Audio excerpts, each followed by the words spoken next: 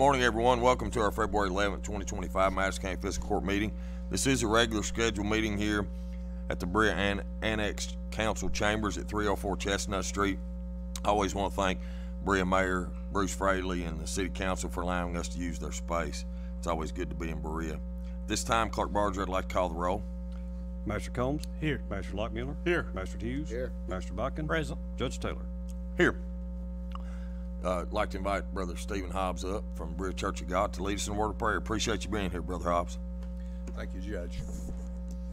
Father God, we are very grateful today that you've allowed us this opportunity to come together, and we always appreciate and want to celebrate, Father, the role of government in our lives, because without that we would have anarchy, and we're grateful for that. We're grateful for government leaders. We appreciate every one of these that serve our county, and we just pray the blessing of the Lord upon their life personally and upon their work as well, so that our county will prosper and have the hand of God blessing upon it. And Father, we ask all this in Jesus' name. Amen. Amen. Everyone will please rise, face our flag.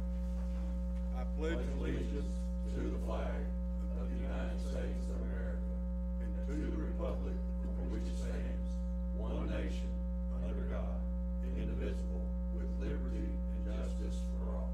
Thank you. Please. Thanks, Sheriff. Appreciate it.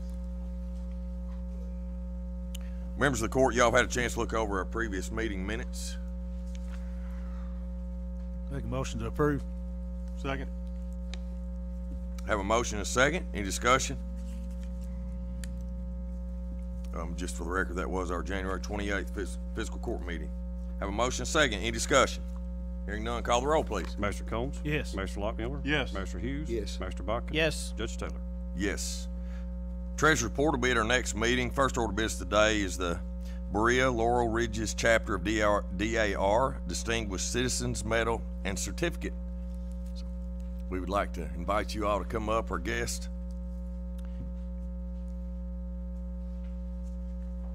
If you all want to introduce yourself, I've got names on here and positions, but you all probably do it better than I will, so I'll let you all. Appreciate y'all being here. Thank you for allowing us to be here. My name is Melissa Jennings, and I'm the regent of the Berea Laurel Ridges chapter.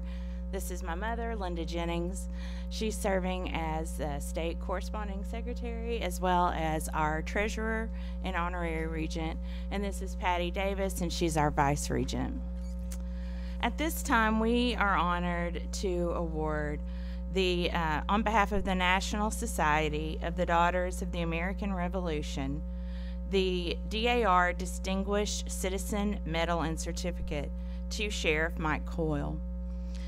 A distinguished citizen who fulfills the qualities of honor, service, courage, leadership, and patriotism, and has contributed to the defense and security, and hereby the freedom of the community, state, or nation in an exceptional manner. This is on behalf of the Berea Laurel Ridges chapter NSDAR. And this certificate is signed by the National Chair of National Defense and our President General. Then we'd like to award you this at this time. Oh, that's good. All right.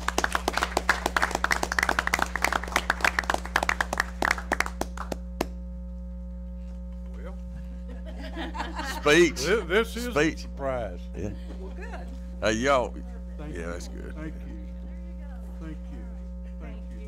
I went to school with these two ladies right here, so. Don't talk about ages. Yeah. Thank you. Very appreciative.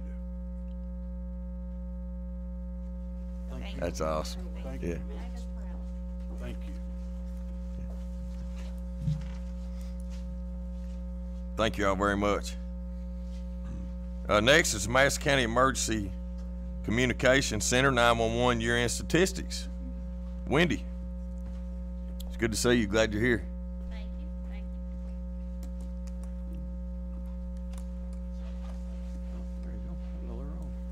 you. Okay, this is our 2024 annual report. I just prepared the numbers.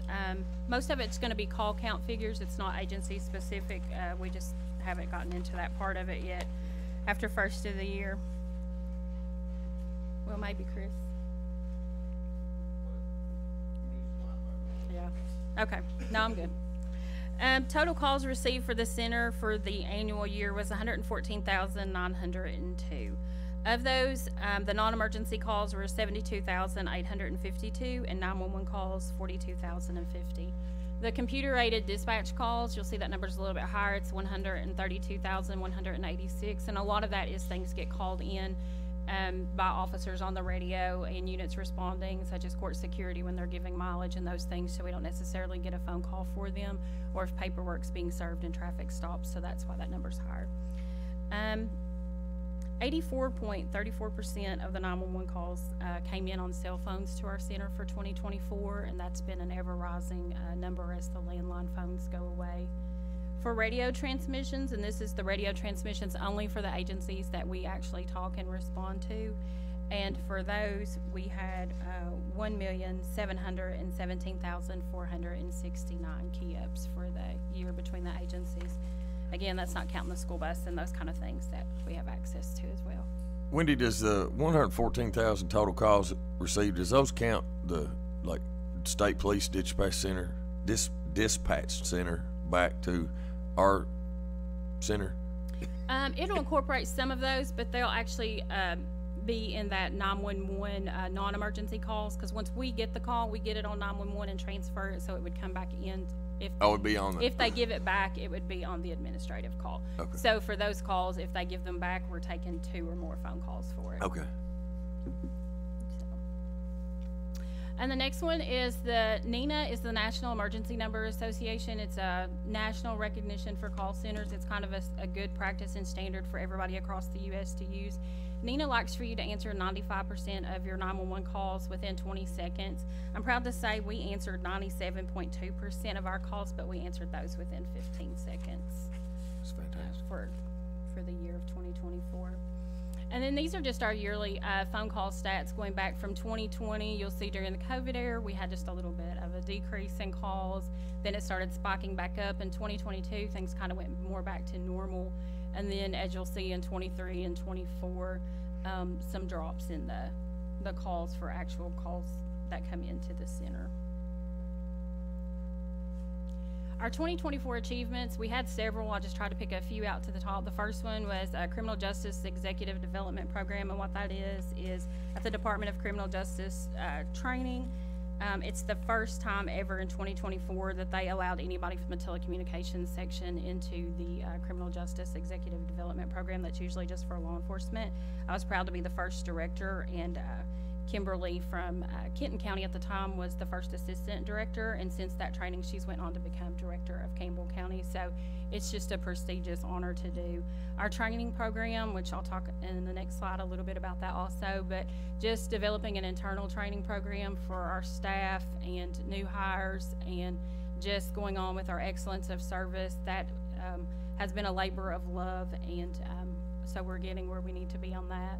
Also being part of the CSAP task force, the 911 fee and the implementation of that fee as those landline fees go away and as CSAP goes away, and you just see a diminishing revenues, and just to be able to be part of that, to come up with a revenue stream that just seems fair and just for all the citizens, so everybody's contributing. And also with that fee becoming part of the county as an actual county department head.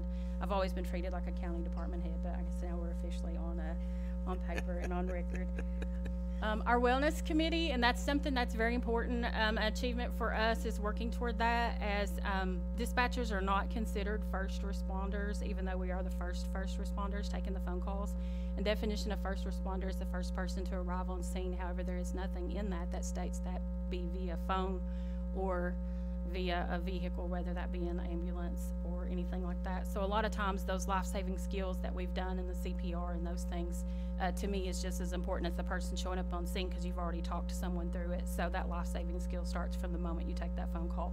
And talking the scenes down before responders get there, sometimes when everybody's in their frantic state, and then you've had time to talk to them and talk them down, so you're calming those scenes. So I think we are the first responders. With that comes a lot of PTSD and a lot of things. And right now, dispatchers are not privy to the same things that law enforcement or EMS are in those things. So the Wellness Committee, you'll see more for that because that's one of my new bucket lists before I one day retire. Also, we got 2 of the Kentucky 911 Service Board grants that were awarded in '24, and we're in the process of those now.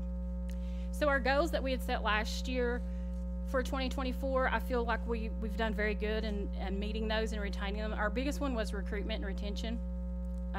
I'd like to say we are staffed at budget capacity. I'm no longer allowed to say we're fully staffed at any meetings that I go to, so we are staffed at budget capacity.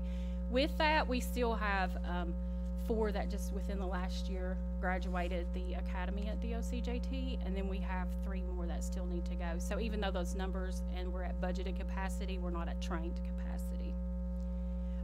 We were working on an employee leader academy internally. That work is still in progress. Our training coordinator took a position with the state, so that position is currently open, and that was one of the projects that we were working on in '24. So we're still working on it. It's just kind of been pushed back since we do have a lot of leader training that we do. The APCO Project P33 is a training program accreditation, and we were notified February the 4th that we were recognized. We'll be recognized at the national conference for that in July of 2025. We're the 2nd in the state of Kentucky to get this accreditation, and what that is it's accrediting our internal training program, that what we do is above and beyond, and there's a lot of criteria and a lot of things to be met within that, well beyond the state of Kentucky requirements by KRS as far as your training program, to ensure that you're training to the optimal mobility and that you can prove that you're training to that ability and that all of your trainers are certified. The next was text to 911 was a big goal. Our grant was awarded in 2024. We're in the process of that now, and hopefully we'll have some headway on that in the next couple of months. And then our employee wellness committee, again, the wellness program. Right now, our wellness committee is our employees, but they're volunteering to be in those groups. So we meet before, after, or during work. And right now, one of the things that they're doing internally is the shifts have challenged each other, the 2-day shifts and the 2-night shifts, and they're counting steps and those kind of things. And I just ordered something out of just my personal money on Amazon so they can track them to be fair, so nobody's using extra steps on their watches. But we are sedentary a lot of the time, so in between calls we do have the wireless headsets, so they are able to get up and walk around the center a little more. So we're proud of that. Now our 2025 goes, recruitment and retention is still up there, because though we've recruited those people in, we have to figure out how to retain them. Oftentimes it's a very thankless job. The calls come in one after the other. For instance, this morning, the snow, about 5:24 is when it really hit for us that the calls for service were coming in, and though there weren't as many residents as you would think out and about, we had over 200 weather-related calls. And, and that's quite a bit, and that was from then until the time I got here. That they were taking that many calls, so it's just the phones are just constantly going one after the other, and some of it's emergencies and some of it's just people want to know if court's open today and those kind of things, and just giving them the resources to go online and find those. We do have a Kentucky Association of Chiefs reaccreditation that we'd like to do. We were accredited by them in 2017. We were due for a reaccreditation during COVID, and they had a backlog of being able to do that, so we're in the process of doing that. So that'll be our Kentucky accreditation for our training and standards and our SOPs.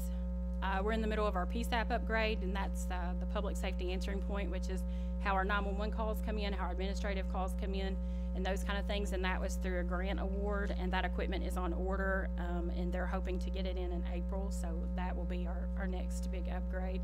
And then, of course, in 2025, the 911 fee implementation going into place, and setting us up to be able to sunset that old landline fee that really is not supporting the budget like it should.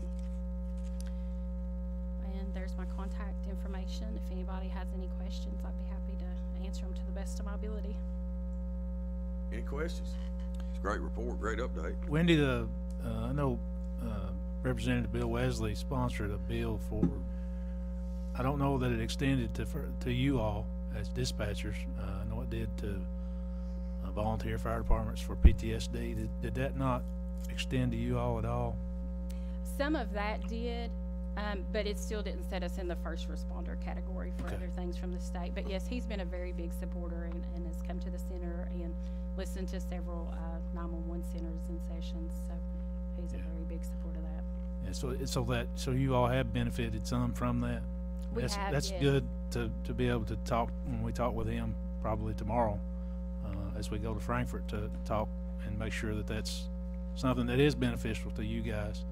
Yes, and it actually opened the door at DOCJT before they have crisis sessions that they would do for post-traumatic for police officers, and now within the past couple of years they've started letting dispatchers in it, and so it's very great, and that's paid for by the state, and it's like a 3-day retreat where you go in and then you meet with counselors and they set you up on programs, and then you just meet with other people to know that the feelings that you have, you know, are quite normal a lot of times, even though you don't quite feel normal after a call. So it's been Thank you. very great. Thank you.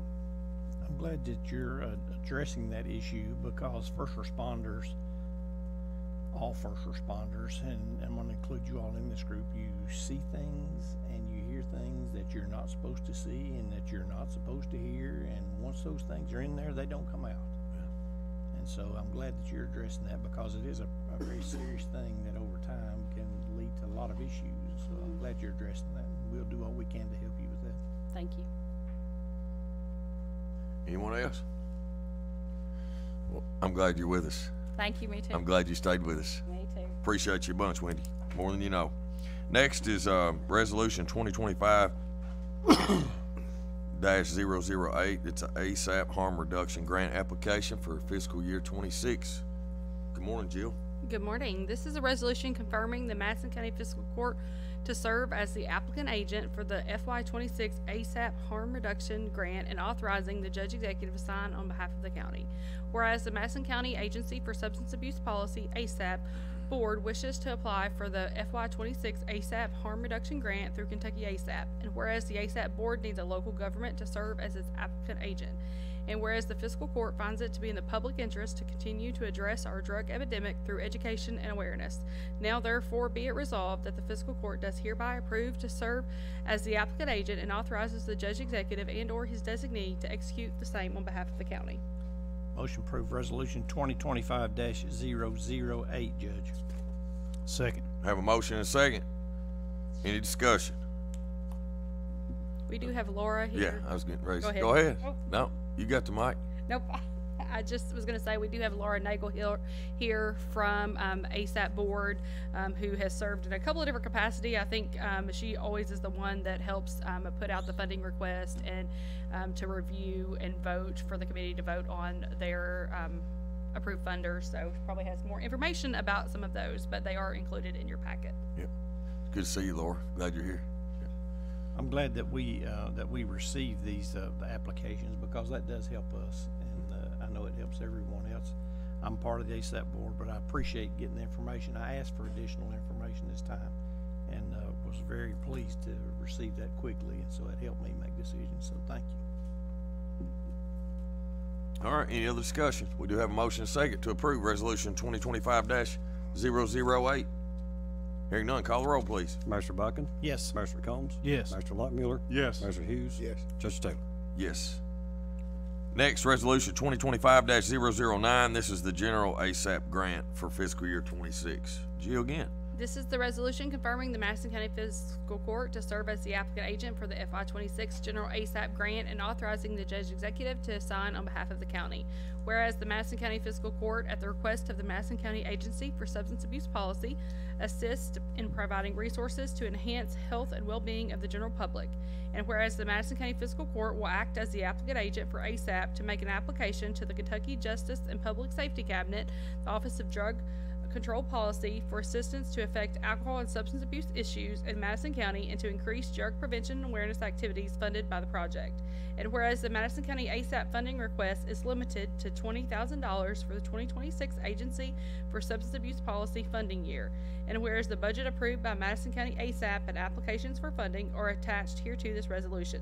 Now therefore be it resolved that the Madison County Fiscal Court will assist the Madison County Agency for Substance Abuse Policy by acting as the fiscal agent for the program, providing fiscal operation of the agency, and be it further resolved that in the event the grant is awarded, the Madison County Fiscal Court understands that it will sign assurances to comply with all applicable federal and state laws, rules, and regulations, especially Title 11, of the Civil Rights Act of Section 504 of the 1973 Rehabilitation Act. Threw me off there. Motion approved resolution 2025-009, Judge. Second. Have a motion and a second. Any discussion? Hearing none, call the roll, please. Master Combs? Yes. Master Lockmiller? Yes. Master Hughes? Yes. Master Buchan? Yes. Judge Taylor? Yes. Thank you all very much. Appreciate it. Jill, sometimes I have trouble reading the Roman numerals too. You're not used to doing that. Yeah. Next is a GIS presentation. And I'm just going to sort of, I guess, tee this up just a little bit just for the fiscal court to know. We wanted to give this presentation because of some quite a bit of false information that's being put out through social media platforms that I think is unfair to the county. And so before we bring anything to this body to vote on that's on this topic, we wanted to put together a little presentation to show you all so that it would give you all the opportunity to make the right decision that you think is correct for our citizens. You know, it's a shame.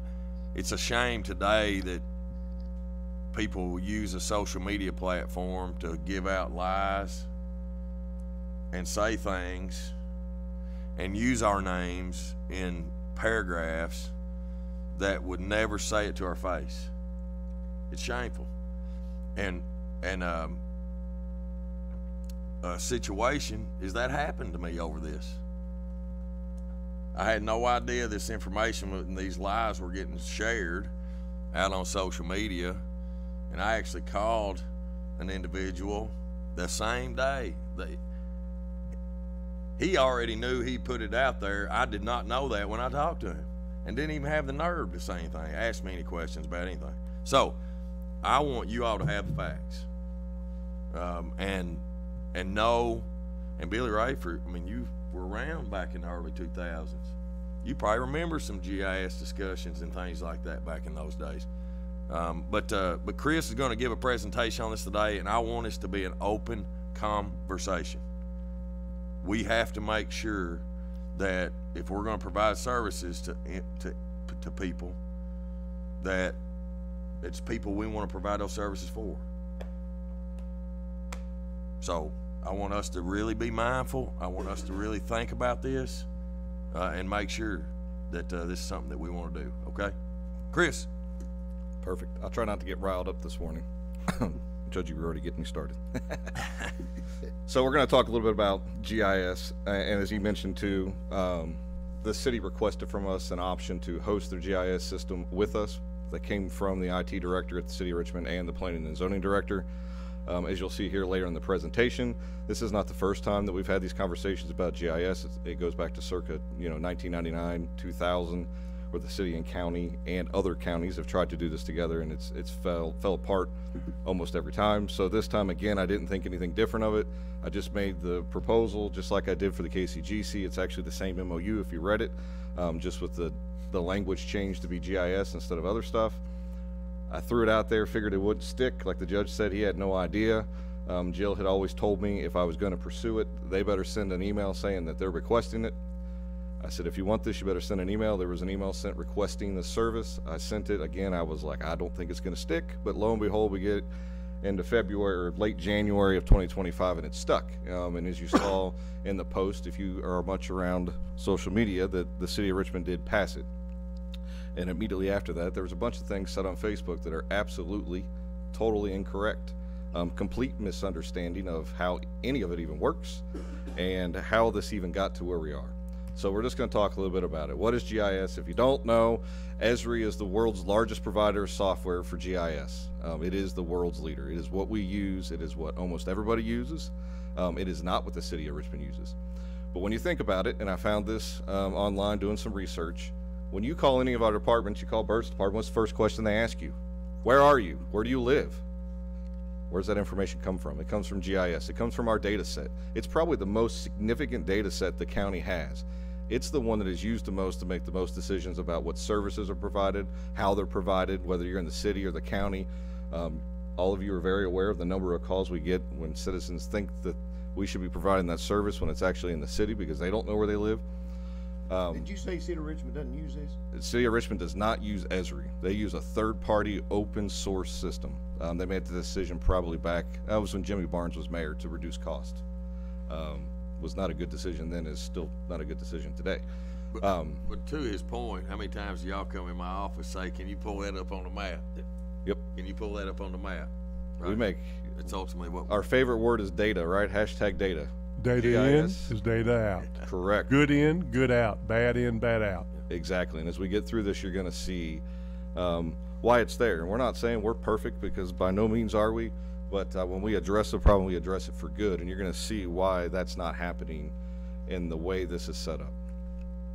So what is a GIS system? That was asked on Facebook, and there's a lot of confusion about what that is. Apparently it's a department, but that's not really what it is. A true GIS system is hardware, software, data, and people. So hardware, that's the servers it runs on, right? We have lots of money tied up in servers. GPS collection devices, and perfectly for this morning, I added that on there, PepWave GPS transmitters, because what? Our dump trucks are out on the road being tracked as we speak, right? Monitoring our progress. That is GIS to the core. GPS coordinates are coming back into the database, and they're being displayed on that map for our citizens to use that data. So it's not just us that uses it, our citizens rely on it. Software, again, Esri is the world's largest. It is the biggest one out there. It's what most people use. Not saying you can't use other stuff, but it is the Cadillac, that's our favorite word to use around here, of software. It's the data. Again, it's probably the single most important data set we have. It's the actual location data, it's those GPS coordinates. It's about floodplain, it's about building permits, it's about occupational tax. All of that data is in GIS. It's in this system, right? And then, of course, it's the people. Most GIS professionals that work in this field have a degree of some sort in geography with a certification in GIS. That's how you get it. Austin, our very own GIS coordinator who's with us, that'll talk about some of the examples with you, is that very person. Highly trained. Austin, we're very lucky, has got 15 to 18 years of experience with Bluegrass Ad doing exactly this for local governments, so this is not something new to him. He was doing it for a multitude of counties. Now we get that expertise locally here in Madison County, which is why we're able to do what we do. So who uses this stuff anyways, right? We can talk all day about GIS, but does it really matter? So emergency responders has got to be at the top. When you pick up that phone and you call 911, what do they ask you? 911, where's your emergency, right? That's the very first thing that comes out of their mouth. I think you've all seen it. I'm not going to bring it up, but in London, this happened, right? I don't have to talk about it. You already know. That could happen here, right? And we have to address it. So emergency response, it's more than just that. We're going to talk about fire hydrants. You got a dispatcher, sending crews out on a fire call. They can tell them and relay to them. There's a fire hydrant within 50 feet of that property. It's down the road. It's to the right. It's on the left side. It's a yellow head because it only has this many gallons of flow, right? Where is all that? It's in the GIS system. It lives nowhere else. What size is that water line? We work with our water companies. We have all that data inside this GIS system too. We know what size they are. We know how many gallons a minute we can flow out of it. It's critical infrastructure. Where are the hospitals? Where are the daycares? We talk about that in CSEP land. It's still important, even post CSEP, to know where those facilities are. We talk a lot about identifying safe zones. If you get a gas spill on the interstate or an explosion, you may be calling GIS to say, I need to evacuate everybody within a mile radius of this property. How does that get done? GIS. And then damage assessments is one that has come on here lately with Esri software. It's called Survey 123 from the front row. I couldn't remember what it is. That's where you can go out now and use Survey 123, report directly to the state the damage assessments, and all that information that goes with it has really made life a lot easier. That's a GIS system. We've already talked about the Emergency Communications Center, 911. Where is your emergency? Probably one of the most important, besides our folks that are on, driving around in the field and actually responding to calls. We talk about transportation and public works, community development, zoning codes, infrastructure planning, parcel and property data, whatever we're talking about, your PVA data, right? Your tax assessments, those kinds of things. Whether or not you need a business license, you in the city, you in the county, where do you belong? We use it for trend analysis. We look through all kinds of things. We're using it for broadband, right? We were one of the first ones to really utilize our GIS and 911 data to help expand broadband because we knew where everybody was. Guess who doesn't? Spectrum, right? So we provided all of that data out of our GIS system to them. Public schools use this. How do we redistrict schools? How do we bus route? They take our data and use it, right? That's how they do it. And floodplain analysis. That was a big topic many years ago and still is this day.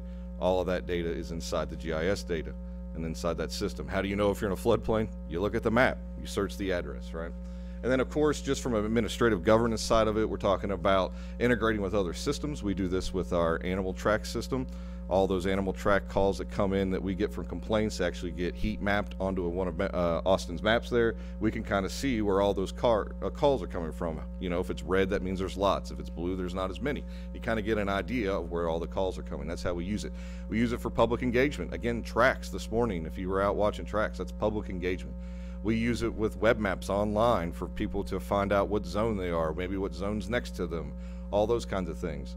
We track performance through this, and we can monitor, Chief just did a bit of big project of fire hydrants. We can monitor how many fire hydrants that they flow tested and got all that calculation, how many are left to do, which ones they may have missed. All that is done through the GIS system.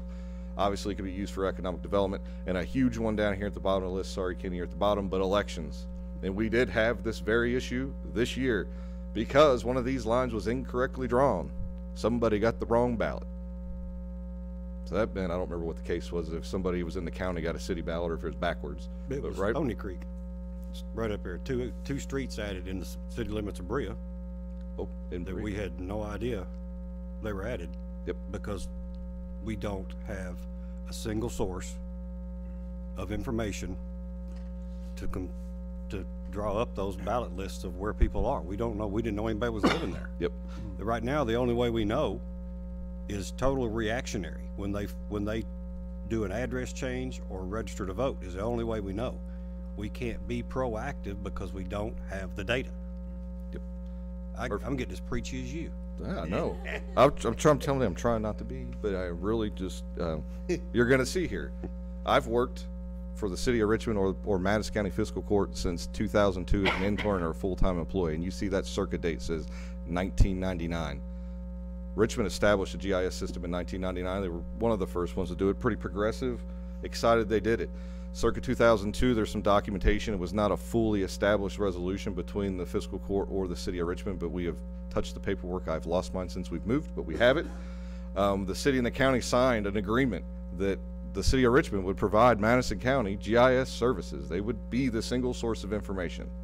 And as with anything else, it fell apart. I got there about 2003.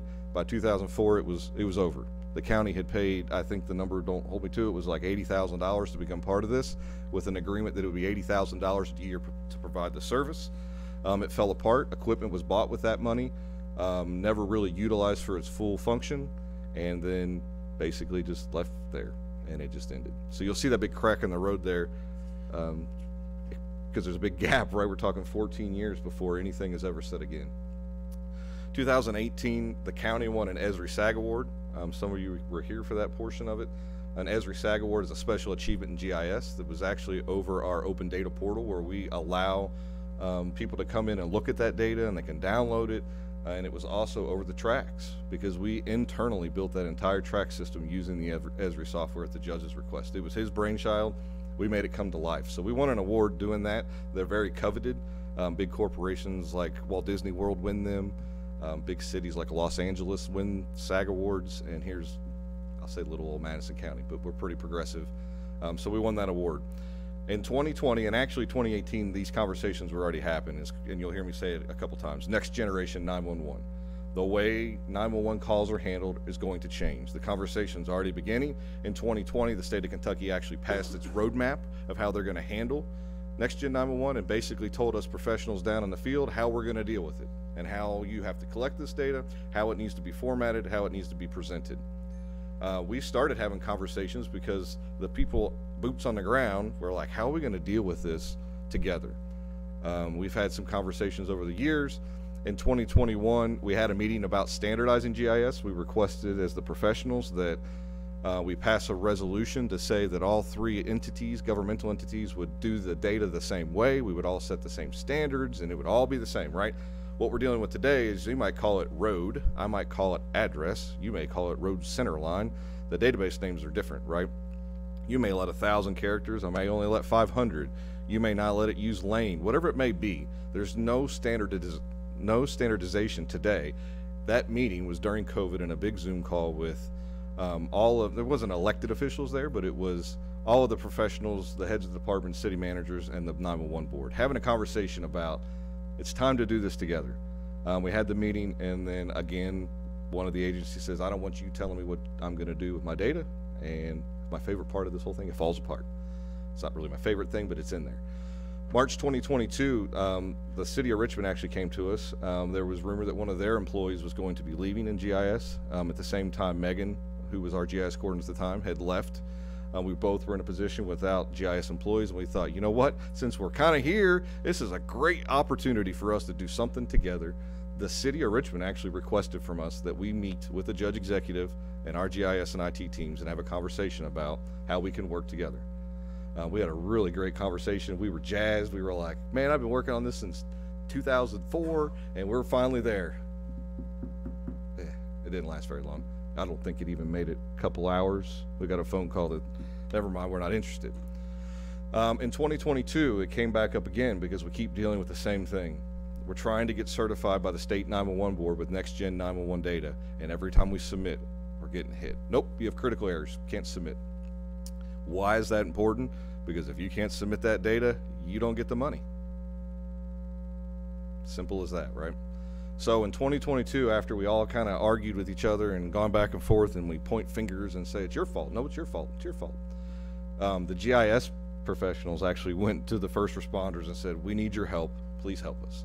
They began to advocate when for you this. say, make sure you're clear, when you say pointing fingers at one another, it had Nope. nothing to do with administrative. Nope. folks. This is This boots on the ground. This is boots on the ground. This is GIS people having meetings back and forth. These Yep. are employees of government, right? Yep. This is a Carlos Cole saying, Yeah. I just sent an ambulance all the way over there, and that was not right. And it's your fault.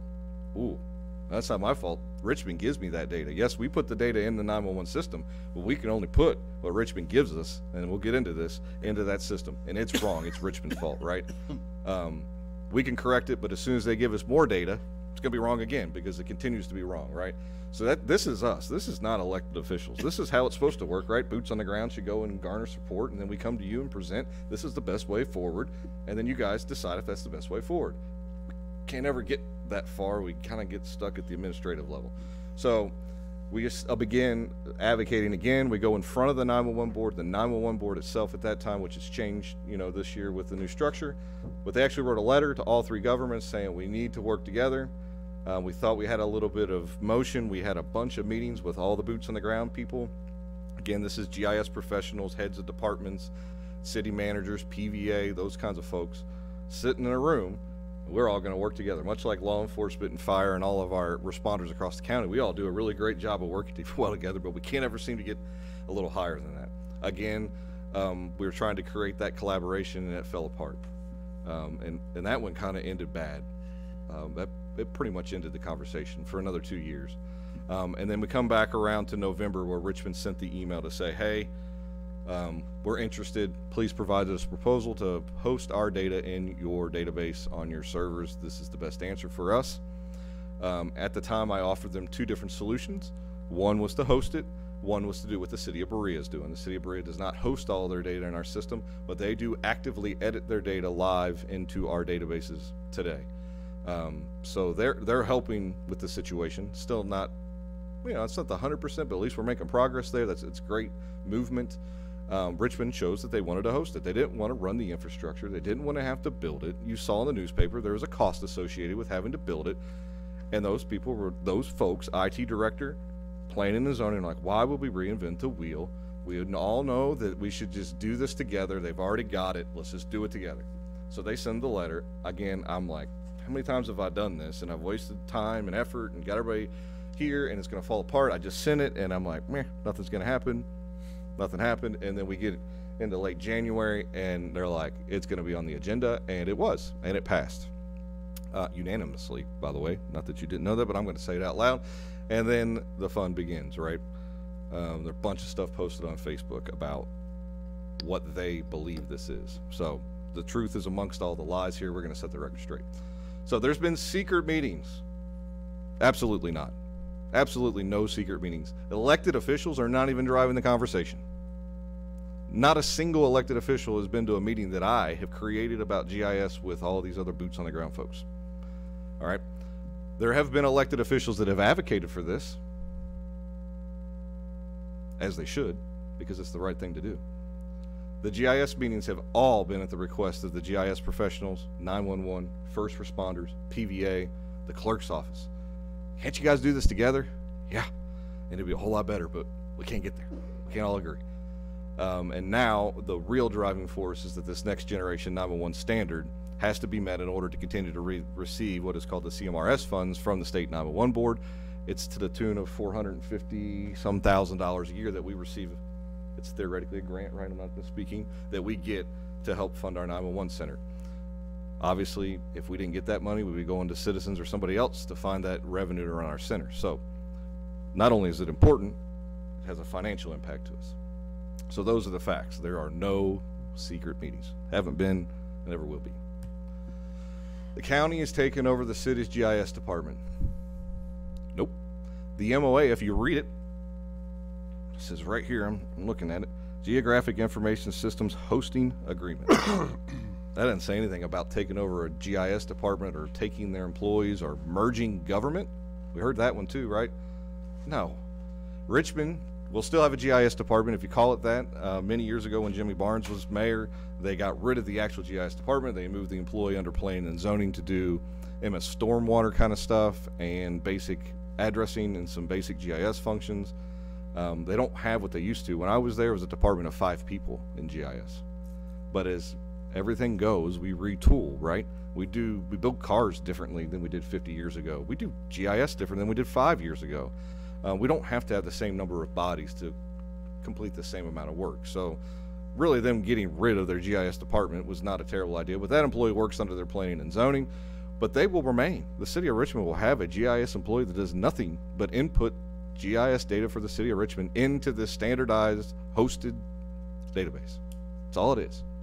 They're not going to be city employees. They're not going to not be in a department of the county or something like that. They are City of Richmond employees working in a City of Richmond building doing City of Richmond work. The advantage is they're putting that data into a standardized one single source of information that we're all sharing. So by working together, we're hosting the data in one database, which provides better accuracy, and it achieves this for everybody. Every department we talked about, because it gets deep when you start talking about billing addresses for utility districts use it, and you got Kenny and all of those things, right? It's crazy how important this is. So again, Richmond will input their own data into the one database, and we're going to put parameters in place to make sure that they put it in correctly and completely. Right now, one of the biggest problems is a lot of the fields are left out. Why are they left out? Come up with a myriad of reasons. Probably the biggest one is, and this, I'm going to say this, but it sounds, they don't care, because some of this doesn't matter to them because they're not 911, right? But we've got to have all of these fields and all of the data in the correct fields in the correct manner with the correct processes in order to get through the state 911 board to get our funding. Okay, so Richmond will be inputting their own data if you do approve this agreement. County's not doing it for them. We're just providing the system to do it and actually making it better for us because it's all in one system. The city already shares data with the county and has for years. I did a truth lie. Yeah, that's true. They do. And they always have. They send us a shapefile of their data. And Austin will get into this in a minute, what that really means. They share it.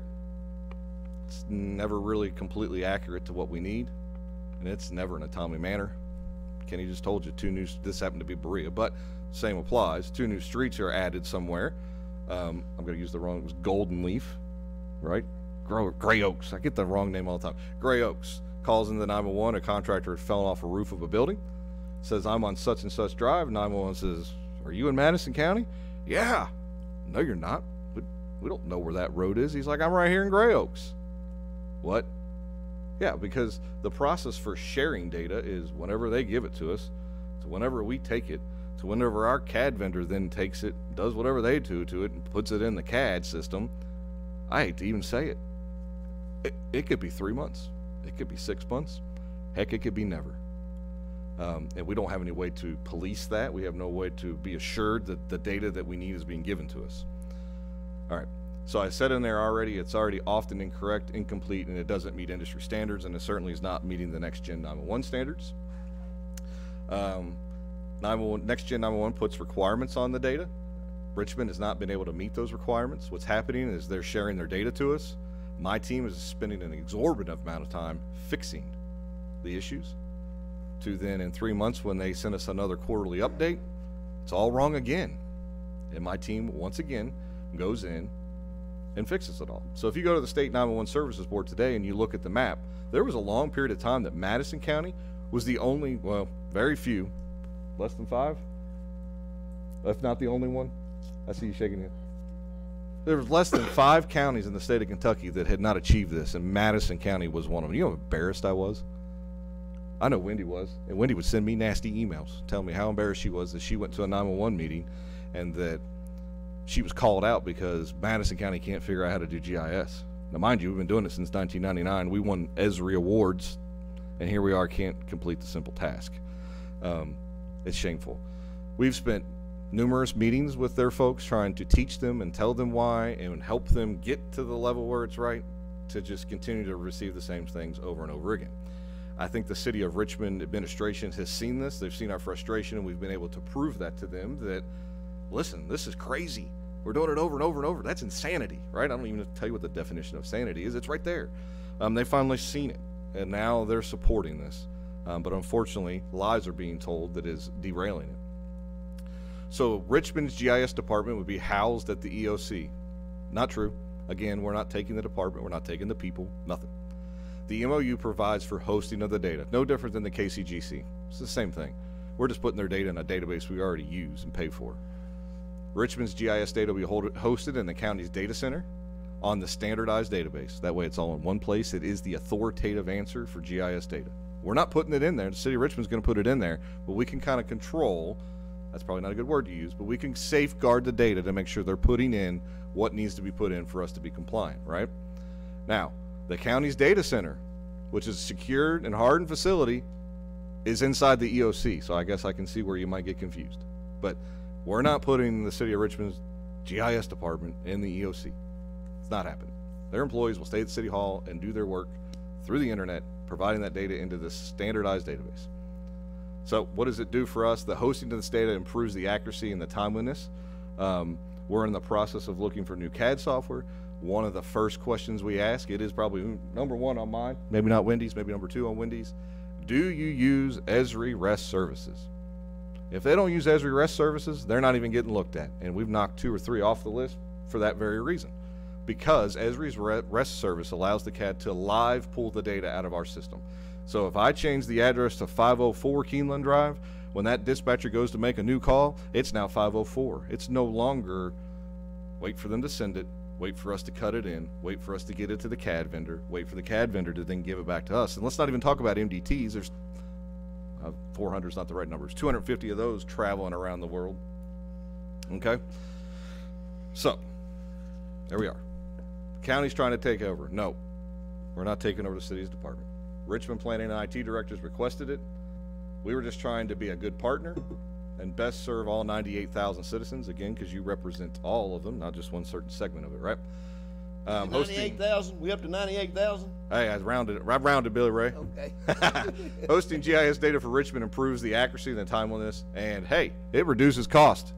It doesn't bring a tax increase. This reduces cost, right? And it may only be $4,000, $5,000, $6,000, but it's a reduction, and we're being prudent. So let's see some examples here. Well, Austin, because Austin's better at this. We'll get through these really quick here. Here's one inside the city of Richmond, and Austin's going to tell you why this is dangerous. All right, tell me to slow down if I get too technical.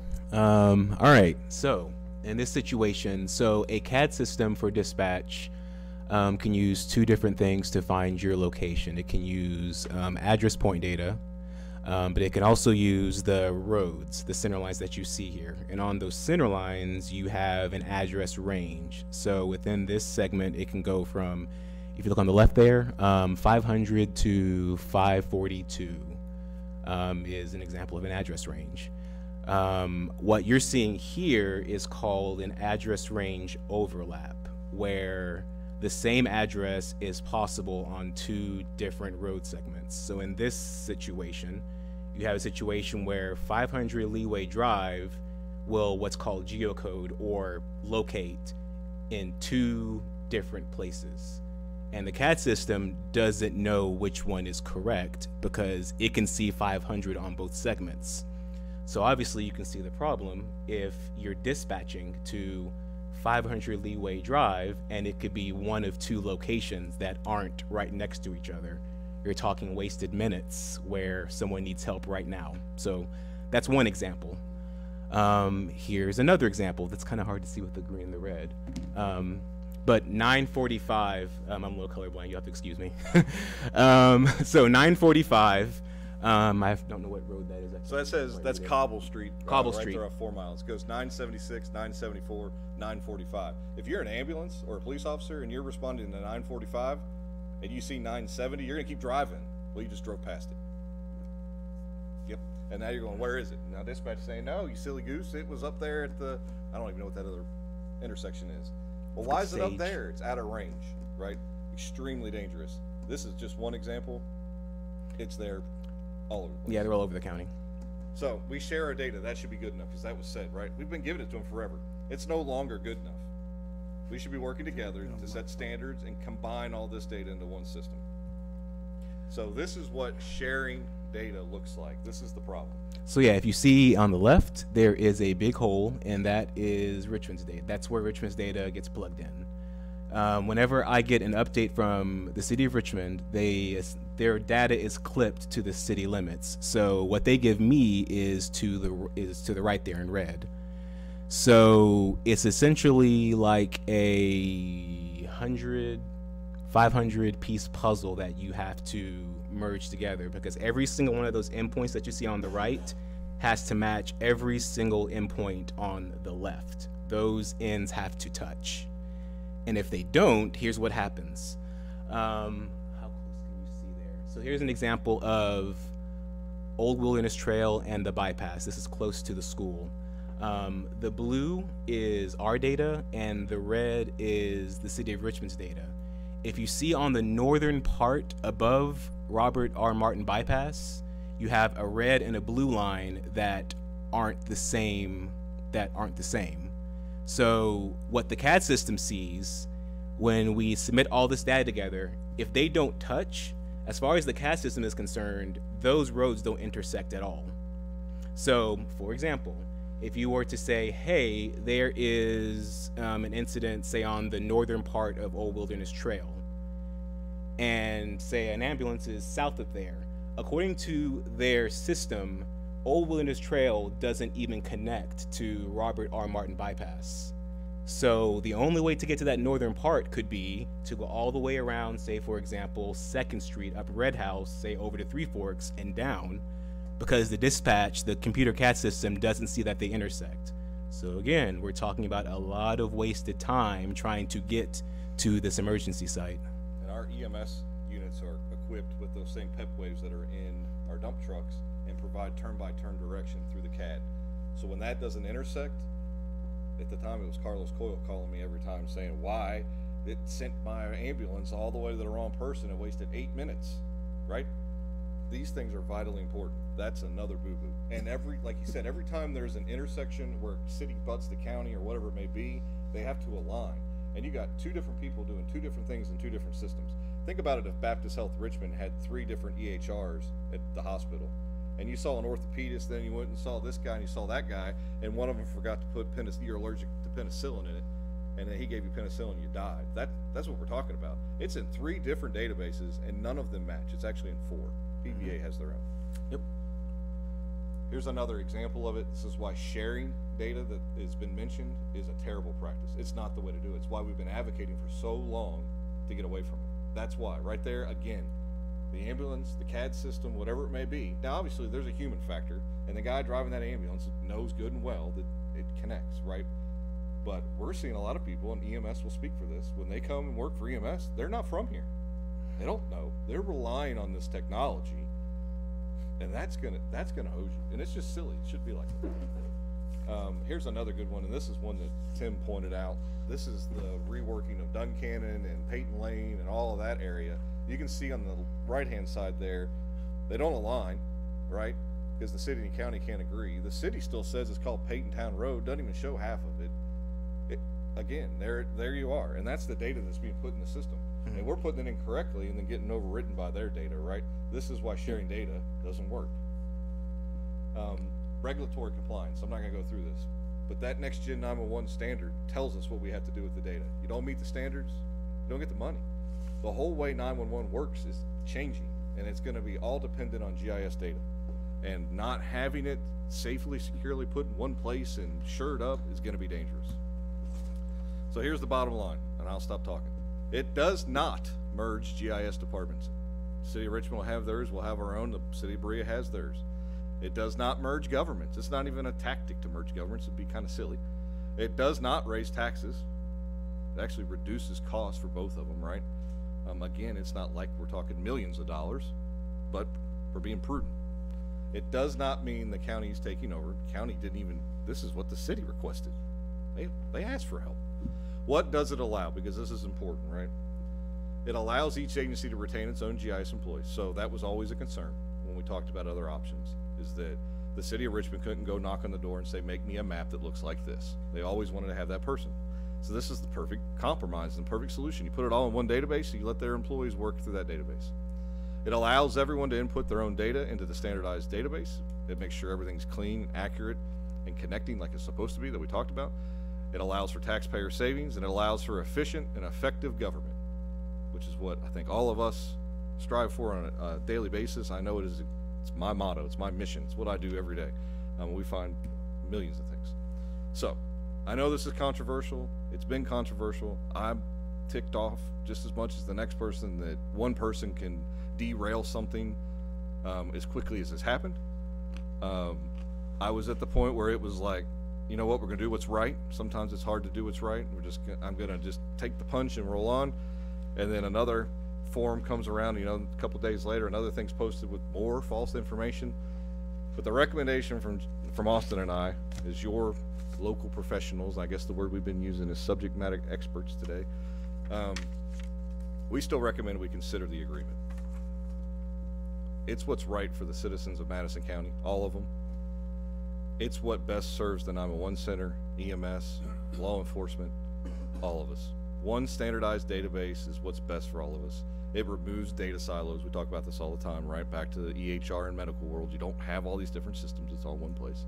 It's going to improve our data, make it more accurate, and really it could mean life and death, because we've routed somebody in the wrong position, we sent them to the wrong address, it's labeled incorrectly, whatever the issue may be.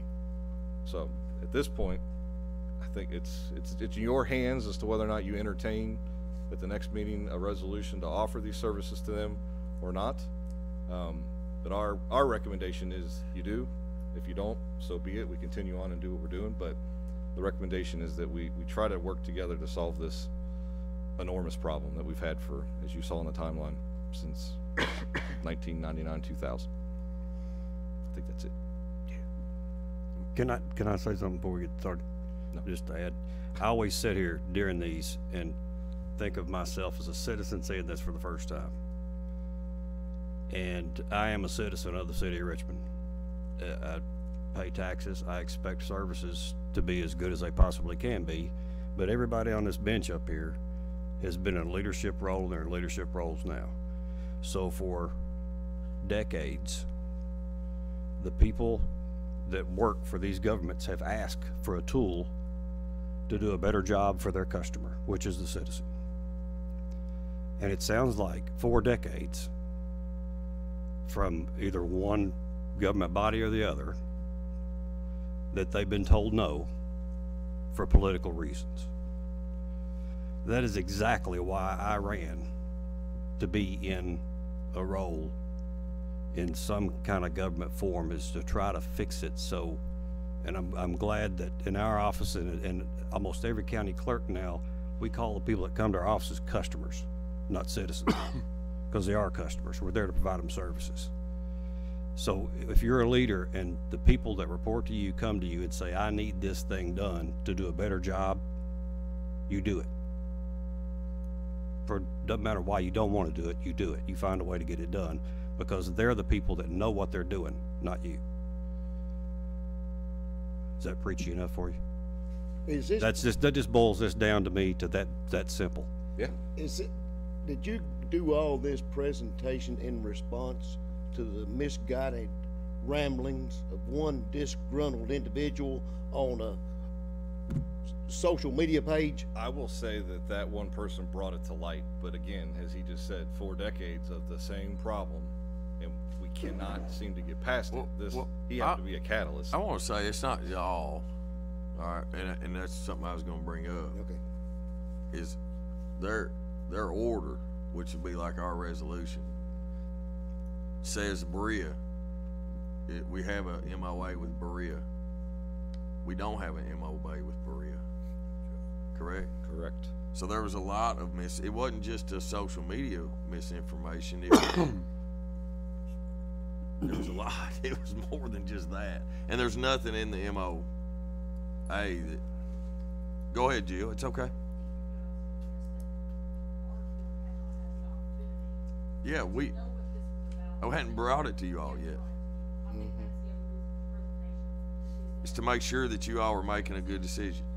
Yeah, and you have the information to make the decision. Because sometimes we can make a decision on misinformation.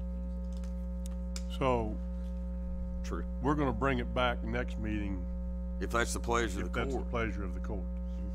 Well, first of all, the way some questions or concerns or statements is I would want to make damn sure we get clean data from them that goes in our system, because it's obvious we can't trust them for that because of the past.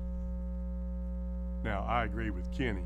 This is about citizens of Madison County, inclusive of Berea and Richmond. The citizens shouldn't suffer because of one loudmouth, grandstander. Nor should they suffer because officials like us don't do what's right. So, you know, 1, the citizens aren't going to pay any more taxes.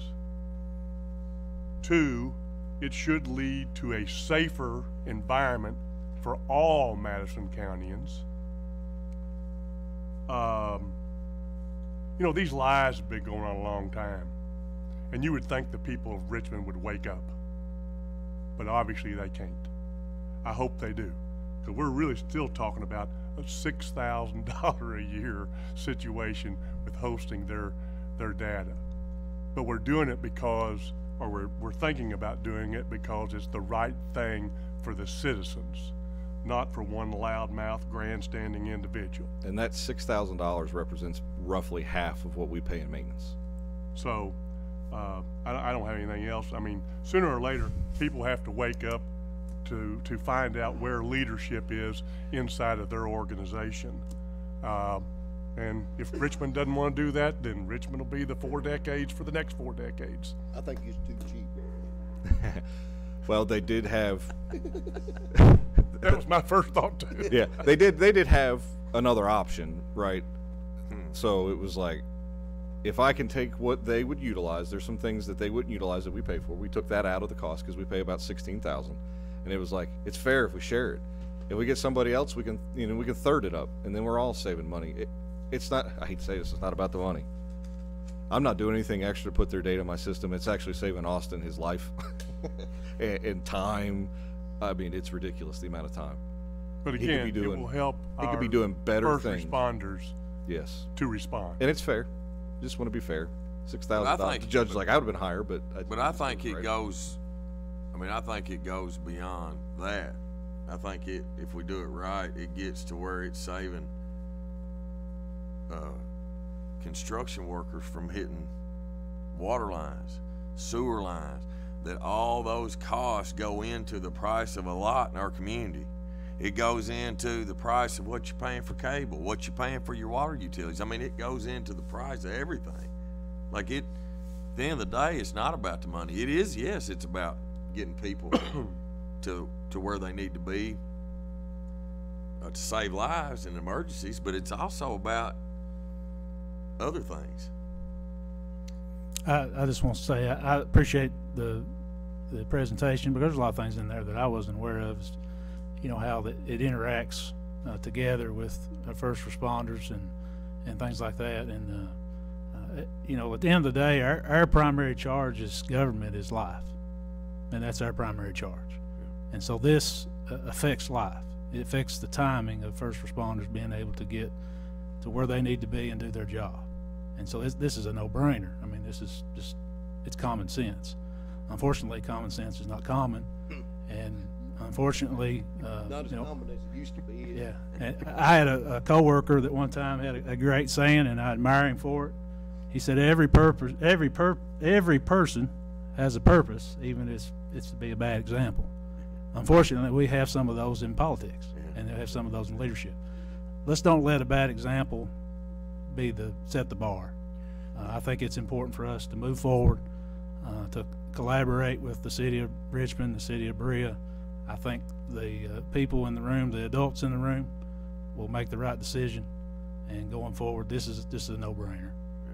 This is something we need to do, something that's need to be done a long time ago. It's not combining governments. It's not doing anything like that.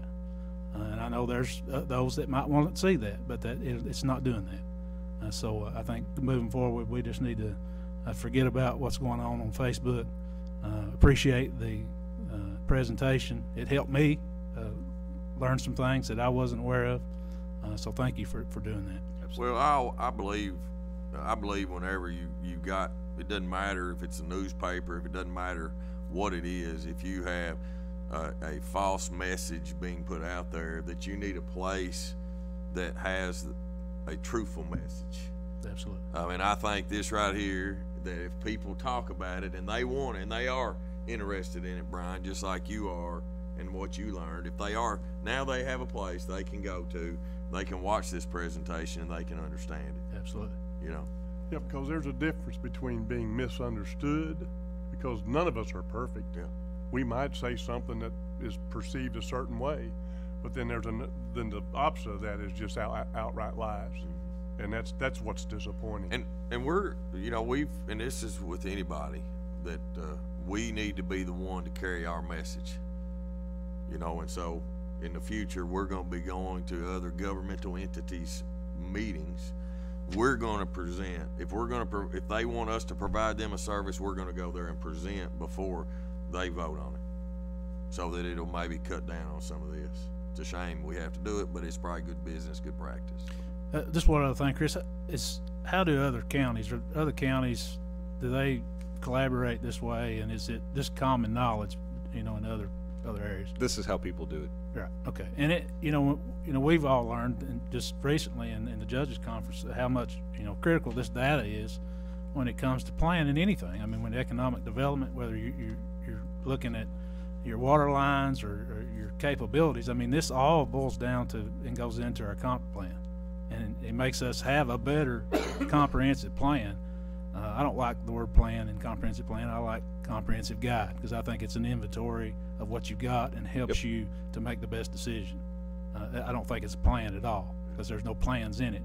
It's just a guide. It's a direction. Right. Yep. So, you know, this just improves everything in government. I mean, we're a government that now works on data, and that's the way it should be. Yeah. Because data should be the driver, not speculation or anything else. The Louisville area is what they call a GIS consortium. There's lots of those. Those are where they just bring all the professionals together and they all work in one place, and each entity uses that. Boone, Kenton, and Campbell is one GIS, just like they do one planning for all three counties. You know, so it's a little frustrating when you can't do it with your own people. And so more than half the states already, population-wise, 3/4 of the states do a it. lot of them are doing it. Yeah. So Lexington's those the citizens, oddball, right? Because they're kind of their own. I mean, Lexington, Fayette all does their own Because they're big enough to do their own thing. Yeah. But they already work together. yeah, It's so their own 3/4 of thing. the states already getting better service than Madison County is from GIS. Yeah, absolutely. Yeah, okay. It's the right thing to do. I will say one more thing and I'll let Chris, this, talk about a burr under the saddle. This stuff, I came here to make things more efficient was one of the other reasons I came. There's only one Madison County. The city of Richmond, the city of Berea, and Madison County are all the same land. Why in the world would you not have all the data in one spot and everybody using the same data? Because Leeway Drive is Leeway Drive, whether you live in the city of Richmond, the city of Berea, or Madison County. It's the same street. Why would you be recording that street 3 times in one county? It's asinine. I'm done. I can't get any preach here. So But what I've been I feel putting up with this like- for years. So what I feel like here is I'm getting the vibe. Tom, I know you probably gonna say something because you normally hold your comments very good.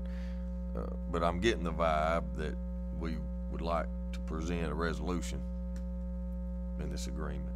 So, Tom, you want to say something? Well, I just want to say this, you know, it's obvious that there's two sides to every story, and I don't care what you're talking about. And there's the truth. There's always two sides to every story.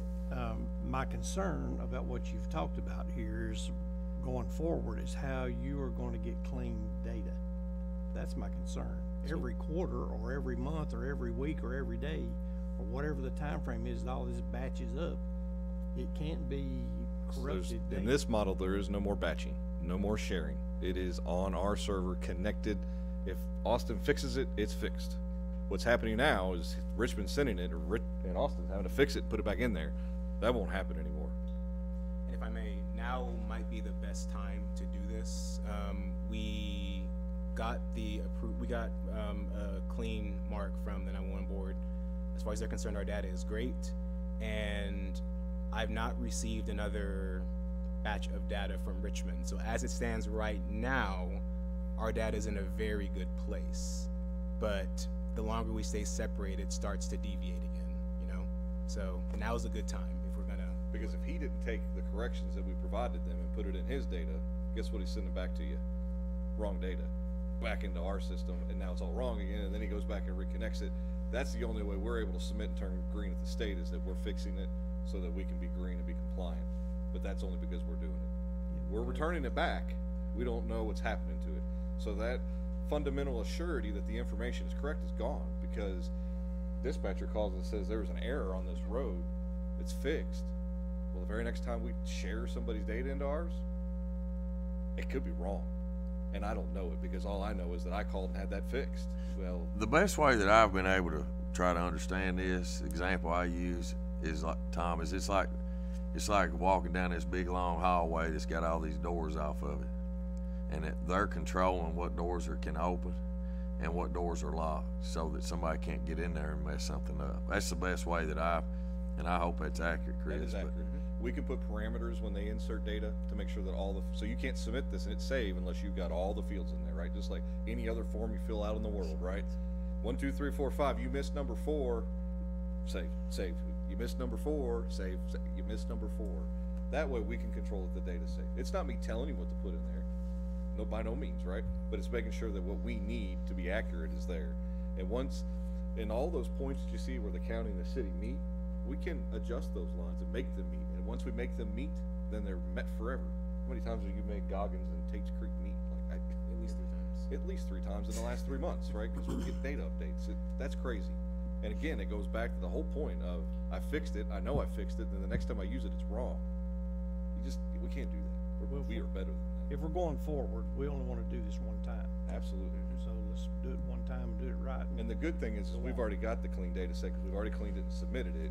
We can do a comparison between what he sends and what we have in a line and say, oh, they added some addresses or whatever it may be, or maybe nothing's changed. I doubt it, but maybe nothing has changed. But the state 911 board requires us to submit new data every quarter.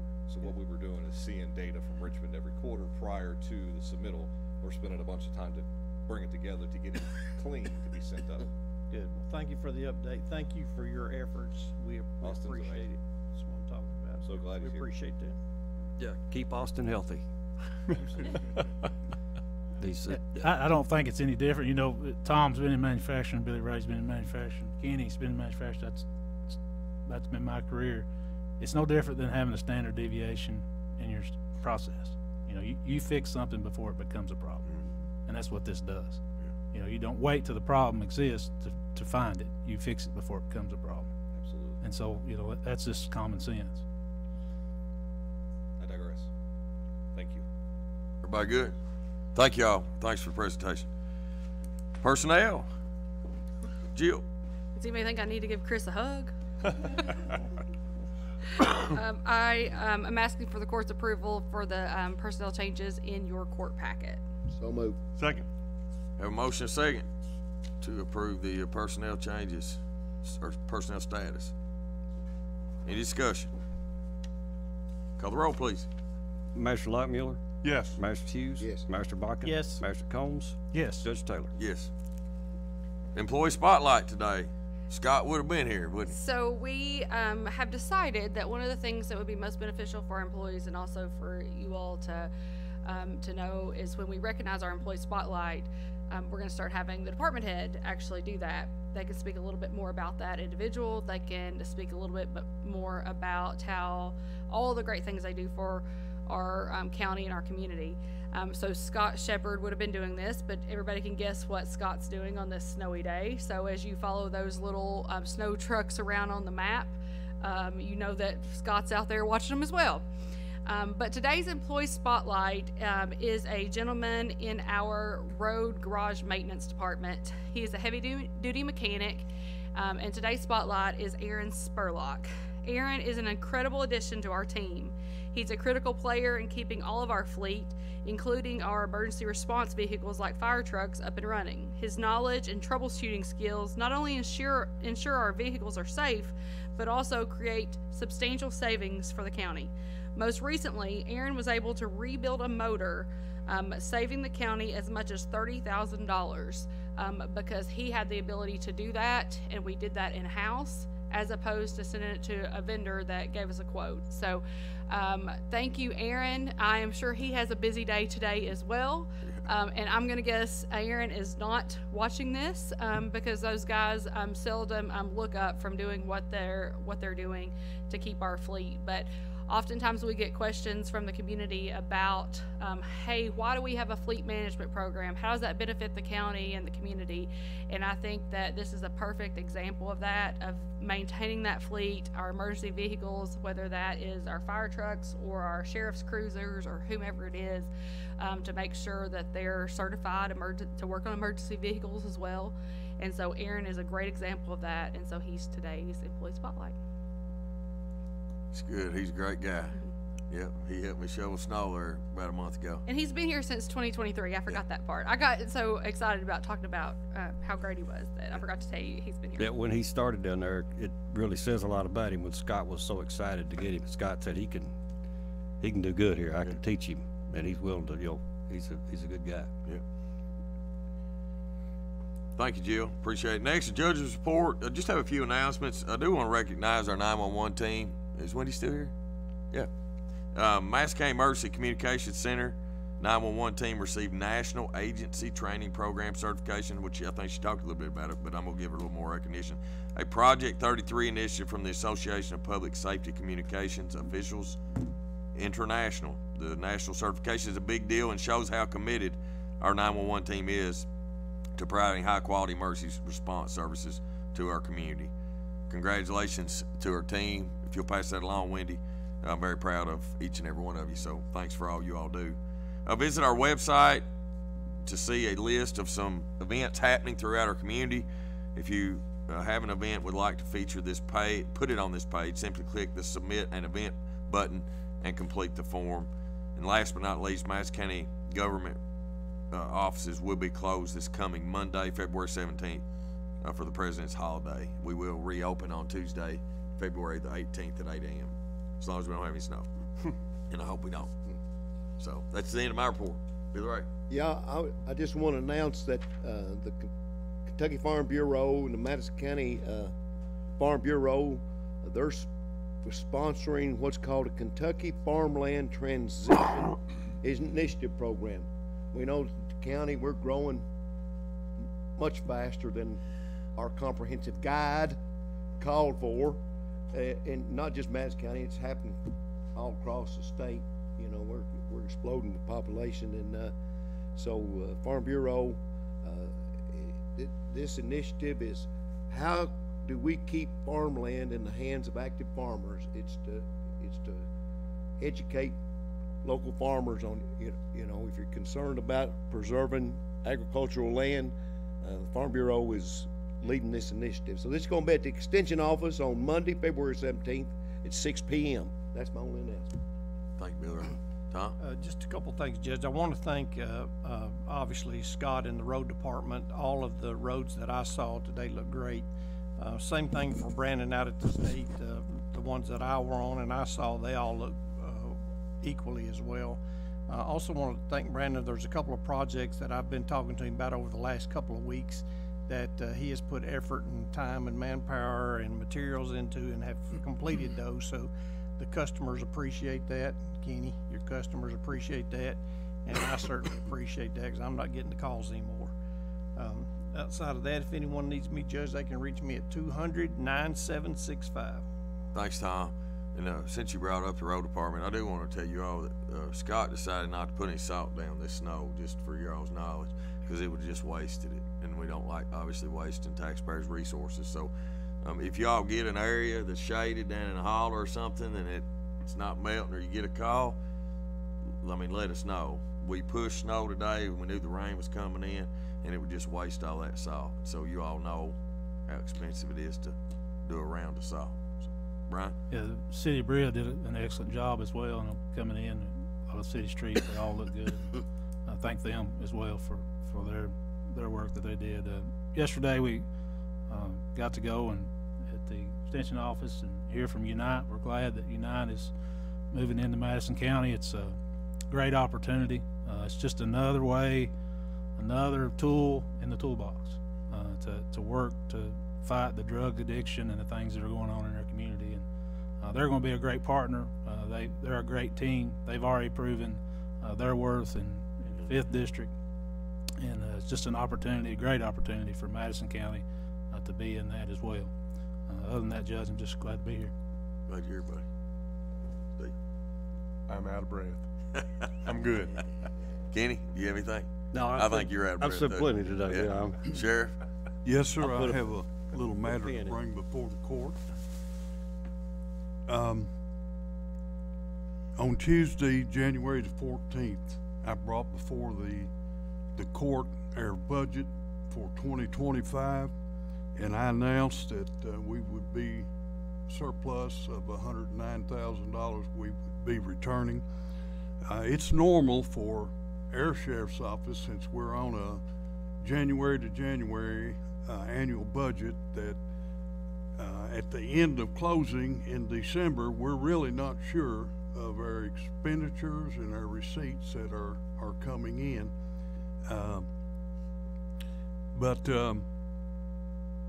I spoke with Mary Margaret, and it appears that we have a total, including the $109,000 that I first announced, that we're going to be returning $331,367.60 back to the court for the 2024 budget. And I like to just the factors in that money that we're returning, I'd like to try to explain that the beginning of our budget in 2024, Captain Sam Manley passed in December the 12th of 2023. You know, it takes a little while when you're mourning and when everything is so quick like that. It takes you a little bit I guess, to get your feet back under you to see what direction you're wanting to go. But we did not staff that position, that captain position, so it remained open that entire year of 2024. My chief deputy, Tony Terry, we decided that, you know, I'm the sheriff, he's the chief deputy. We already had 2 lieutenants in place, one for the criminal investigation side, one for our uniform side. We had 4 road sergeants. I just felt like that we did not need to replace somebody in that position, so I abolished it. My thinking was it would be better off for our community to have another deputy. If we're going to be paying that, we might as well just bring in another deputy, so that's what we elected to do. The problem being, we also had 2 other deputy openings at the beginning of 2024. It's hard to find the right person, and we decided, we've had good luck with taking our court security personnel. you know, working with them. Mainly they come in part-time, then we put them in a full-time position. They like us, we like them, we see what their work ethic is. Everybody that we have gone through that, and I think we had 8 or 9 that we've done that way, they seem to want to stick around. This is their community. We've just had good success out of that, following that procedure. So in July of 2024, we committed to 2 court security officers. They started the academy in July 2024, graduated in December of 2024. By not using their salaries or their benefit package from January, those first 6 months, we were able to save money. Save those salaries and everything for those 6 months because we didn't put anybody in there. The same thing for the year's salary for Captain Manley. We did not use his salary or benefit package. So we had money saved. July, when they started the academy, we've always, as a cadet, we've always considered them as a cadet. We allow them, because they have to be hired as a deputy, but we pay them their court security pay while attending the academy, the training. By doing so, there's a substantial less money as a court security officer than what it is a deputy, so we were able to save money there as well. I'm pleased to announce now that we have Captain Manley's position that we abolished and made a deputy. We do have another court security officer in the academy at this time, and the other 2 have already graduated, working the road and doing an excellent job. That has been a big savings on the personnel side. The other factor in this equation is that where we've been able to capture this money in the 24 budget is that in July of 24 to where we are now, the legislators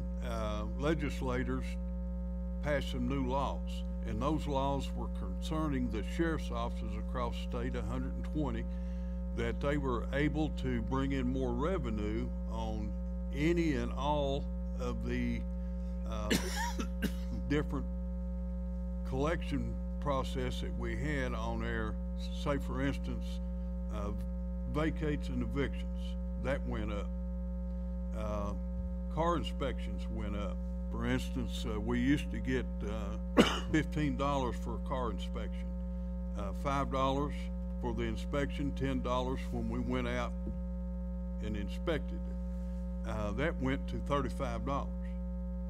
So, you know, in Kentucky, if you purchase a vehicle out of state, you have to have it inspected by a sheriff's office in the state of Kentucky. So we have a lot of vehicle inspections here at Madison County. So we're able to generate and bring in more revenue. The other factor was that all of our court papers that we serve, whether they're civil, criminal, any of those type papers through the court, that all that went up as well. So we've been able to generate more money from July to the end of December, plus the savings that we did on our personnel. I don't look for that to happen on the 25 budget because we have all of our personnel in the right positions. But I am pleased that our services have gone up, making it more easier to bring in more revenue. So, like I said, our total turn-in, including the 109 that I first announced, will be $331,367.60. That's good. That's great. I just feel like, you know, that we're good stewards of the taxpayers' money. I'm very proud that our office is able to operate the way we do. You know, we're professional and we believe in the training.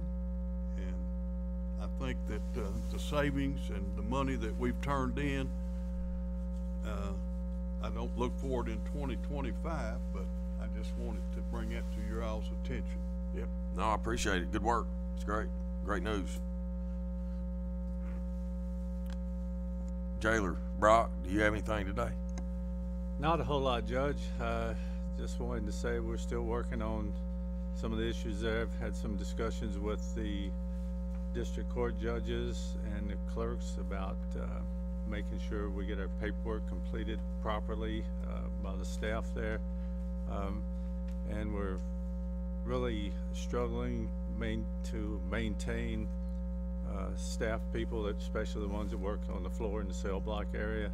And we're constantly trying to fill positions, but you know, we're getting a lot of turnover, and David probably knows the numbers better than I do, but we've been working, trying to recruit people and get them in. So one of our big struggles right now is we're having a lot of turnover and losing people, and then it's a tough job. So which creates a lot of overtime. And that's one of the things, one of the challenges. We lose people, and we have to have minimum staffing, and that runs into the overtime issue, as we've talked about a lot. So we're working, trying to get people to fill those positions, and hopefully that we can do that and drive down that overtime. It's great. Overtime expenditures. But that's it. Thank Appreciate you. Appreciate you. Brooke? Good. All right. Comments from department heads? Nobody today. Any comments from the audience? Public comment? All right. I need a motion to pay the claims and approve the transfers, please. So moved. Second. Have a motion and a second to pay the claims and approve the transfers. Any discussion? Hearing none, call the roll, please. Master Hughes? Yes. Master Buchan? Yes. Master Combs? Yes. Master Lockmiller? Yes. Judge Taylor? Yes, our next meeting's February 25th, 2025. That'll be in Richmond. Remember that our Richmond meetings are being held at our Emergency Operations Center in Training Room A and B at 560 South Keeneland Drive in Richmond, Kentucky. And again, that'll be 9:30, February 25th, 2025 at our Emergency Operations Center. I need a motion and a second to adjourn, please. So moved. Second. Call the roll. Master Buchan? Yes. Master Combs? Yes. Master Lockmiller? Yes. Master Hughes? Yes. Judge Taylor? Yes. Thanks, everybody, for being here.